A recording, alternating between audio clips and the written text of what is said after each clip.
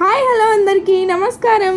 ఈరోజైతే మనం మహబూబ్ నగర్ జిల్లాలోని మన్నెంకొండకైతే వచ్చేసాం. ఈ మన్నెంకొండ మహబూబ్ నగర్ జిల్లా ప్రధాన కార్యాలయానికి 16 కిలోమీటర్ల దూరంలో ఉంటుంది. ఈ మన మన్నెంకొండని పాలమూరు తిరుపతి, ఇంకా మన తెలంగాణ చిన్న తిరుపతి అని కూడా అంటారు. మేమైతే మన్నెంకొండలో ఫస్ట్ గుండు తీయించుకుందామని అయితే అనుకున్నాం. మా డాడీకి మా చెల్లికి గుండు తీయించేసి అక్కడ నుంచి పైకి అయితే స్టార్ట్ అయిపోయాం. పైకి ఎంట్రన్స్లోనే మనకి బొట్టు అయితే పెడతారనమాట. మేమైతే మొత్తం 5గురము, బొట్టుకి 10 రూపీస్, మేమందరం 50 రూపీస్ పెట్టి అందరం బొట్టు పెట్టించుకొని అక్కడ నుంచి అయితే పైకి అయితే స్టార్ట్ అయిపోయినాం. అసలు ఈ కొండ ఎవరైనా బాగా అడ్వెంచరస్గా ఫీల్ అయ్యి దేవుణ్ణి చూడాలంటే హార్డ్ వర్క్ చేసి చూడాలి అనే దానికి ఒక మంచి ఎగ్జాంపులే మనం మన్నెంకొండ.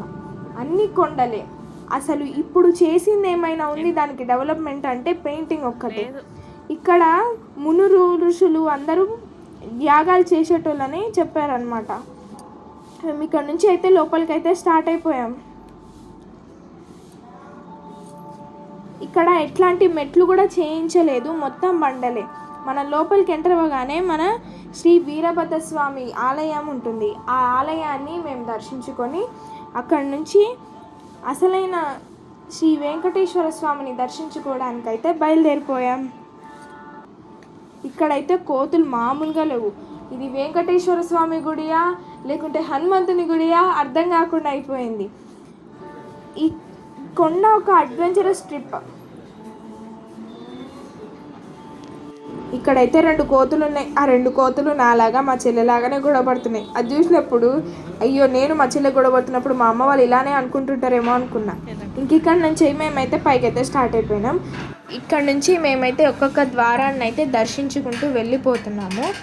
ఈ గుడి యొక్క ప్రాముఖ్యత ఏమిటంటే, ప్రకృతి సిద్ధమైన కొండలపై గల గుహాల్లో మునీశ్వరులు లోక కళ్యాణార్థమైన తపస్సు చేయుచుండగా భక్తులను అనుగ్రహించేందుకు ఈ యుగారంభంలో కలియుగ ప్రత్యక్ష దైవమైన శ్రీ వెంకటేశ్వర స్వామి వారు ఆది శేషావతార ఆకారంలో గల రాతి గుహలో స్వయం వ్యక్తుడై ఉన్నారు. మునీశ్వరులు సిద్ధపురుషులు తపస్సు చేయడం వలన మునికొండగా, కాలక్రమేణా మన్యంకొండగా వాడుకలోకి వచ్చిందని చరిత్ర ఆధారంగా తెలియచున్నది. సిద్ధ పురుషుడైన శ్రీ అలహారి కేశవయ్య గారి స్వప్నములో శ్రీనివాసుడు దర్శనమిచ్చి మన్యంకొండ గుహలో వెలిసి ఉన్న స్వామివారిని నిత్య సేవలు చేయాలని ఆజ్ఞాపించి ఉన్నాడు. వారి ఆదేశములు మేరకు నాటి నుండి అలహారి వంశములు స్వామివారి సన్నిధిలో నిత్య సేవలు చేయుచున్నారు. ఈ కొండపై శివకేశవులకు భేదాలు లేదనే విషయమును గోచరమగుచున్నది. క్షేత్ర అభివృద్ధికి కీర్తిశేషులైన అలహారి రామయ్య గారు విశేష కృషి చేయుచున్నారు. మేమైతే ఇక్కడ శ్రీ వెంకటేశ్వర స్వామిని దర్శించుకొని బయటికి అయితే వచ్చేసామన్నమాట. వెంకటేశ్వర స్వామి గుహలో ఎలాంటి వెలుతురు లేకుండా కేవలం దీపం యొక్క కాంతిలో వెలుగుతూ ఉన్నారు. మేమైతే అది చూసి చాలా ఆనందంగా అనిపించింది మాకు. జపం చేస్తుంది. అసలు ఇక్కడ చూడండి, మనం ఎంత హైట్లో అయితే ఉన్నామో. ఇక్కడ నుంచి శివాలయానికి అయితే ఒక దారి అయితే ఉంటుంది. ఇక్కడ నుంచి శివాలయానికి వెళ్ళి శివుణ్ణి దర్శించుకొని అక్కడ నుంచి కిందికి అయితే వెళ్ళిపోవచ్చు.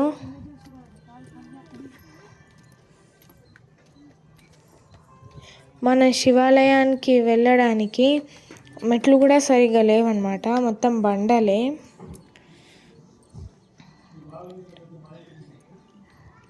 ఇక్కడ ఫస్ట్ టైం వచ్చిన వాళ్ళు అయితే కన్ఫ్యూజ్ అవుతారనమాట అక్కడ ఉన్న దారులకు. యాక్చువల్లీ మేము కూడా కన్ఫ్యూజ్ అయ్యి గుడిలో నుంచి బయటకు వచ్చిన తర్వాత అట్లనే రిటర్న్ పోతే, ఇలా కాదు అక్కడ నుంచి శివాలయం ఉంటుంది దర్శించుకొని వెళ్ళండి అంటే మళ్ళీ రిటర్న్ వచ్చేసామన్నమాట. శివాలయం అయితే యాక్చువల్లీ క్లోజ్లో ఉండే, సో మేము బయట నుంచే దర్శనం చేసుకొని అక్కడ నుంచి బయటకైతే వచ్చేసామన్నమాట.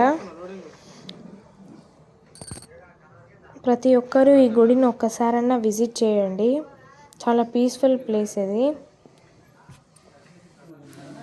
ఇక్కడ ప్రతి సంవత్సరం మాఘశుద్ధమి పౌర్ణమి రోజు నుంచి నెల రోజుల వరకు జాతర అయితే జరుగుతుందంట. ఇక్కడ జాతర చాలా ఘనంగా జరుగుతుంది, చాలా పెద్దగా జరుగుతుంది. చాలామంది ఇక్కడికి వస్తారు, ఎక్కడెక్కడి నుంచో వస్తారని అయితే చెప్పారు. సో ఇదన్నమాట మన మన్నెంకొండ వ్లాగ్. దయచేసి ఈ ఛానల్ని లైక్, షేర్ అండ్ సబ్స్క్రైబ్ చేసుకోండి. ఇలాంటి వీడియోలు ఇంకా చాలా వస్తాయి. ఇప్పటికీ సెలవు.